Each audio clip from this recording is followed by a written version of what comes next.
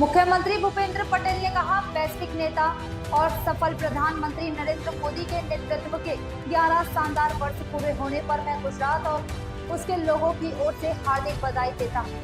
यह 11 वर्ष भारत के 1.4 अरब नागरिकों के लिए विकास का दशक बन गए हैं। समावेशी, निरंतर और प्रगतिशील विकास के माध्यम से देश के आम लोगों को सरकार के प्रति भरोसा बढ़ा है। आ 11 વર્ષનો તેમનો કાર્યકાળ 140 કરોડ દેશવાસીઓ માટે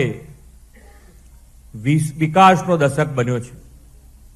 સર્વસમાવેશી, નિરંતર અને સતત પ્રગતિશીલ વિકાસથી દેશના સામાન્યમાં સામાન્ય માનવીનો સરકાર પ્રત્યેનો વિશ્વાસ વધ્યો છે।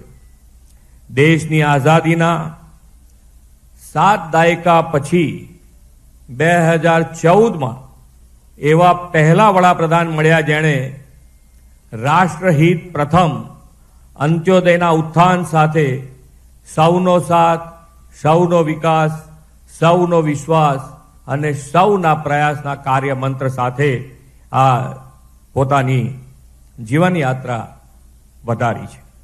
શ્રી મોદી સાહેબે સેવા દાયિત્વ સંભાળ્યું તે પહેલા દેશમાં વ્યાપાર ઉદ્યોગ માટે રેડ ટેપિઝમ અને સરકારમાં વિકાસલક્ષી વિઝનનો અભાવ જેવી કપરી પરિસ્થિતિ હતી।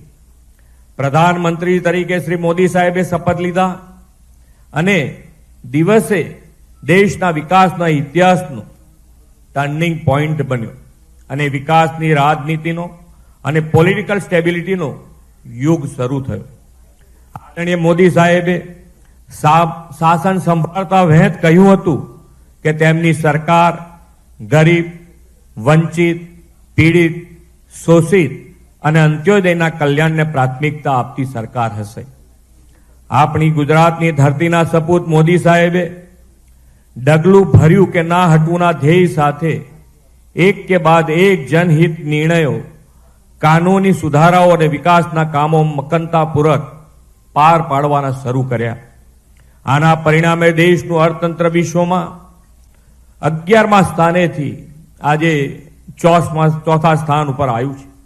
આદરણીય મોદી સાહેબે 2014 થી 2025નો 11 વર્ષનો કાલખંડ સેવા, સમર્પણ અને સુશાસનનો અને વિકાસની તેજ રફતારનો કાલખંડ બન્યો છે।